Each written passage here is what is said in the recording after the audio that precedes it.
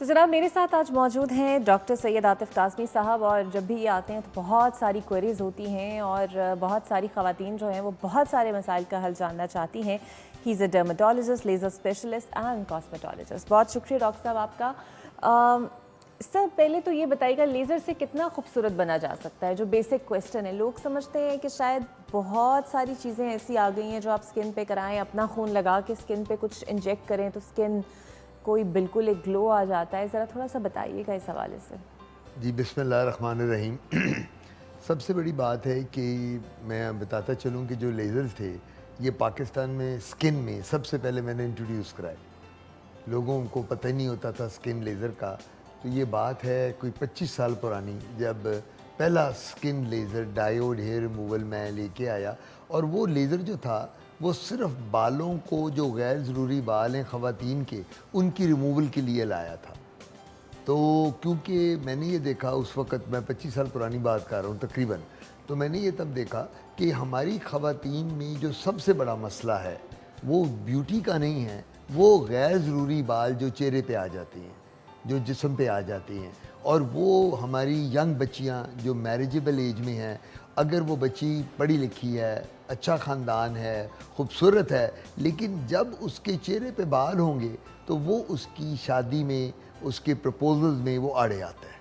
तो मैंने सोचा कि क्यों ना हम वो लेज़र इंट्रोड्यूस कराएं जो ओवरऑल हमारी सोसाइटी के लिए बहुत फ़ायदेमंद हो, रादर दैन के गोरा करे, ये करे, वो करे, खूबसूरत करे। तो उसका इम्पैक्ट ये पड़ा लेज़र का कि इतनी ख़वातीन को उसका रिलीफ़ मिला।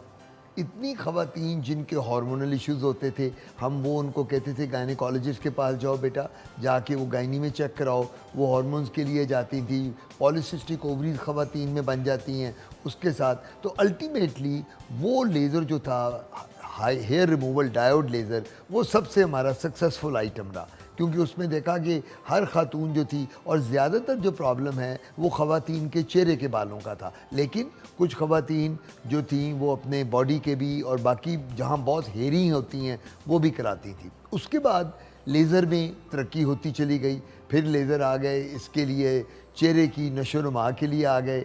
औरतों ने कहा जी हमें गोरा करना शुरू कर दो, हमारी स्किन को इतना गोरा कर दो। अब मैं तो हैरान था, आप हैरान होंगी कि पेशेंट्स आती थी कि जी डॉक्टर साहब अच्छी खासा कम्प्लेक्शन फेयर, मुझे और फेयर कर दो। और भाई क्या मतलब? और नहीं जी, मेरी जहाँ शादी हो रही है वो मेरी सास बड़ी फेयर है, तो मेरा सास से भी गोरा रंग होना चाहिए, मेरा खामिंद फेयर होने वाला खामिंद जो फेयर है।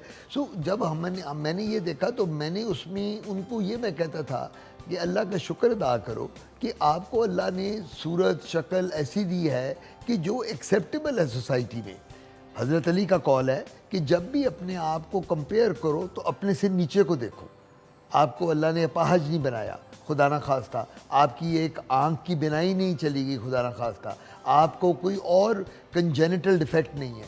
तो ये जो लेज़र की आपने बात की है कि ये कितना, लेज़र कोई खिलौना नहीं है। अच्छा डॉक्टर साहब, आप चूँकि डॉक्टर हैं, सो ऑब्वियसली रिसर्च के शोबे में भी हैं और पढ़ते रहते हैं, टेक्नोलॉजीज़ को देखते रहते हैं। ये जो गोरा करने वाली बीमारी है, इसको बीमारी कहेंगे ना, बिकॉज जहन में घुस जाए तो बस जो है वो करना ऑब्सेशन है। ऑब्सेशन है। माइकल जैक्सन को सर ये ऑब्सेशन था, एंड यू हैव विटनेस कि उसने रंग बिल्कुल गोरा कर लिया था अपना। और उसको बाद में जब वो वफात पाई उसने, तो फिर मल्टीपल ऐसी स्टोरीज आई कि उस प्रोसेस के अंदर ही उसको कितनी ऐसी बीमारियां लग गई हुई थी उस प्रोसेस की वजह से, जो उसने वाइटनिंग कराई अपनी स्किन पे। यानी कि इस तरह के कोई प्रोसेसेस में अगर आप जाते हैं तो और बीमारियां भी ले लेते हैं। देखिए, जहाँ तक माइकल जैक्सन का कंसर्न है, मैंने इसका एक कॉन्सर्ट अटेंड किया था तब न्यूयॉर्क में, और मैंने इसको देखा, ये पुरानी बात कर रहा हूँ। तो इसको ये basically he was a black, अगर आप एग्री करें, सब लोगों को पता है माइकल जैक्सन को, कौन नहीं जानता। इसको विटिलाइगो हो गया, जिसको फुलबेरी या बर्स कहते हैं। अच्छा, ये बेसिकली, अब मैं आज आपको बता रहा हूँ, बड़े हमारे सुनने वालों के लिए आज ये हाँ, शायद मैं फर्स्ट टाइम सुन रही हूँ, लेकिन मुझे ये पता था कि शायद उसको वाइटनिंग कॉम्प्लेक्स नहीं, इसको फुलबेरी और बर्स हो गया, विटिलाइगो हो गया, जिसको विटिलाइगो कहते हैं। और एक बात और बताता चलूँ विटिलाइगो के बारे, आजकल जितने मरीज मेरे पास आते हैं, डॉक्टर साहब मेरी बेटी को वाइट दाग हैं, तो ये ट्रीटेबल डिजीज़ है। पहले तो मैं ये बता आसफा भुट्टो को रहे? हाँ, आसफा भुट्टो को भी ये बीमारी थी और मैं उसको एग्जामिन भी करता रहा जब बेनज़ीर साहिबा अच्छा। हयात थी। उसको प्रॉब्लम ये आसफा भुट्टो को, अब उनके लिए क्या कमी है पैसे की और क्या है वो जहाँ जाती, लेकिन उसकी विटिलाइगो के साथ और प्रॉब्लम्स भी हो जाती हैं जिसकी वजह से खाली फिर विटिलाइगो ट्रीटेबल नहीं रहता। ये ऑटो इम्यून डिजीज़ है। तो ऑटो इम्यून डिजीज़ का मतलब होता है ऑटोमेटिकली जो शुरू होता है। तो जो माइकल जैक्सन था, जब इसको शुरू हुआ तो माइकल जैक्सन ने अपना ये जब आधा वाइट हो गया विटिलाइगो से, बर्स और फुलबेरी से, तो ये अपने डॉक्टर्स के पास गया, कॉस्मेटोलॉजिस्ट के पास। तो कॉस्मेटोलॉजिस्ट ने इसको कहा कि आप क्या चाहते हो, आपको सारा बिल्कुल वाइट कर दें या आपको ब्लैक आपकी तरह कर दें। उसने ऑप्शन दी कि जी मुझे सारे का सारा वाइट कर दो। सो हमारे पास अगर 50-60% बॉडी इन्वॉल्व हो फुलबेरी या बर्स में, तो हम मरीज़ से, मैं भी आजकल पूछता हूँ, और हमारे पास ऐसे प्रोसीजर्स हैं जिसके साथ आप the rest of the body को वाइट कर सकते हैं। अभी भी मेरे पास पेशेंट्स आती हैं बड़ी, जो कहती हैं डॉक्टर साहब मेरी पूरी बॉडी जो है यहाँ गर्दन से जिस्म तक वाइट हो गई है, मेरा चेहरा जो है ये डार्क है, अब मैं चाहती हूँ आप इसको भी वाइट कर दें ताकि एक जैसी मैं लगूँ, नहीं तो पैची पैची बुरा लगता है।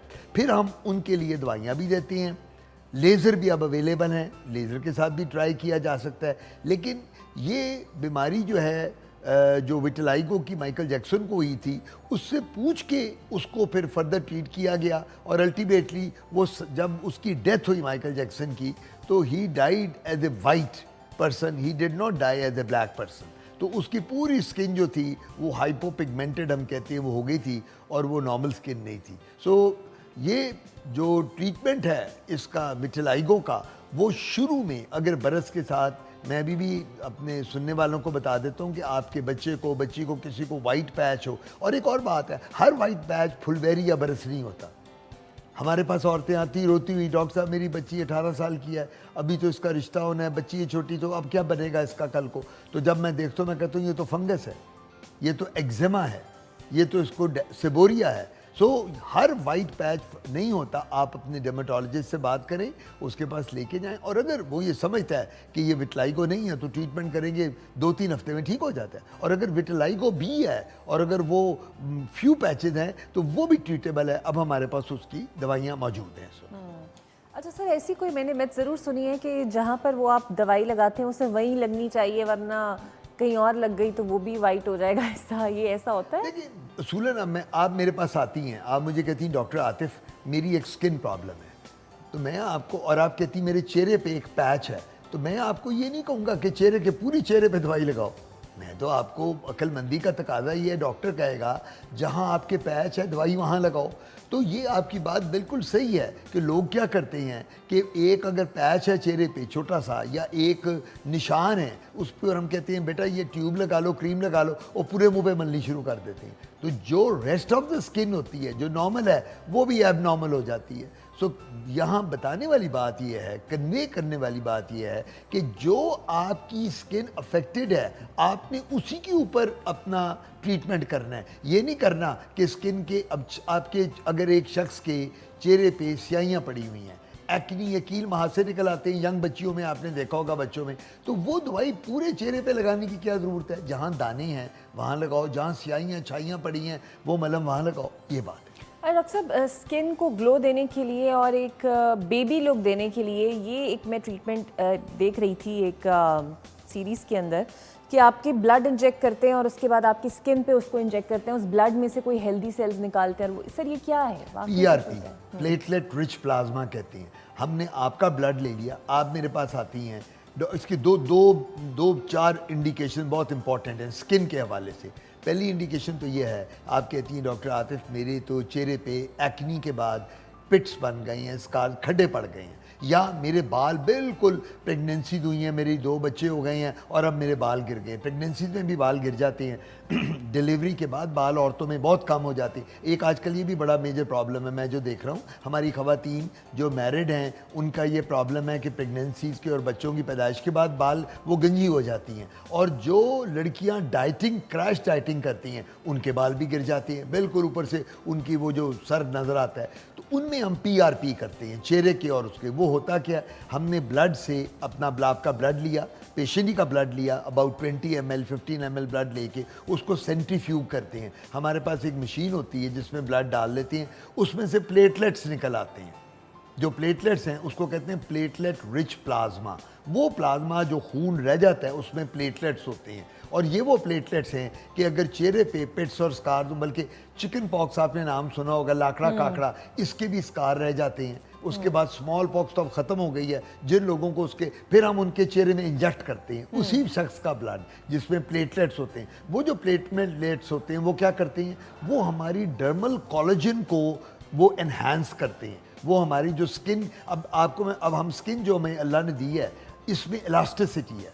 अगर आप स्किन को खींचते और स्किन वहीं की वहीं रह जाती तो वो तो फिर बड़ा बुरा बंदा लगता, वो तो ड्रैकुला बन जाता। अब हम स्किन को जब खींचते हैं तो स्किन वापस चली जाती है। इसी तरह वो कोलेजन या इलास्टिक टिश्यू जो है वो प्लेटलेट्स जाके उसको और बेहतर करते हैं और स्किन पे ग्लो आ जाती है। बालों के लिए भी PRP हम यूज़ कर रहे हैं, बड़े अच्छे रिजल्ट आ रहे हैं। चेहरे के लिए एक्सीलेंट रिजल्ट आ रहे हैं। जिनके चेहरे पे खड्डे पड़े हुए हैं, गड़े पड़े हुए हैं, या वो जिनके बहुत डीप निशान हैं, उनमें ये PRP जो आपने ब्लड वाली बात की है, प्लेटलेट रिच प्लाज्मा, ये बड़ा इफेक्टिव है। सर कितने सेशंस में ये 4 to 5 सेशन होते हैं। और मैं तो ये करता हूँ कि मैं उसको अल्टरनेट करता हूँ। अगर चेहरा आपका ख़राब है, एक सेशन CO2 लेज़र, एक सेशन PRP, एक सेशन 5-6 सेशन में ठीक हो जाता है। और प्राइवेटली भी बड़ा सस्ता है, 8 से 10,000 12,000 रुपया पर सेशन होता है। मैं एक जनरल बात कर रहा हूँ जो लोग लेते हैं, यानी एक एवरेज पे 8 to 10 और 12,000 पर सेशन। तो अगर 4-5 सेशन है तो अराउंड 50,000 में इलाज हो जाता है। और अगर आपका चेहरा जो सदियों से ख़राब है और वो आपका चेहरा ठीक हो जाए 4-5 सेशन में अबाउट अराउंड 50,000, तो अल्लाह ताला का बड़ा शुक्र है कि चेहरा ठीक हो जाएगा। सर रहता कितनी देर है ये पूरा? फॉरएवर है। अच्छा फॉरएवर। हाँ, ये फिर ये होता है कि हम पेशेंट को ये कहते हैं कि अब तुमने बेटा PRP करा लिया जी, करा लिया, अब ये करने के 6 महीने बाद मुझे फिर दिखा देना।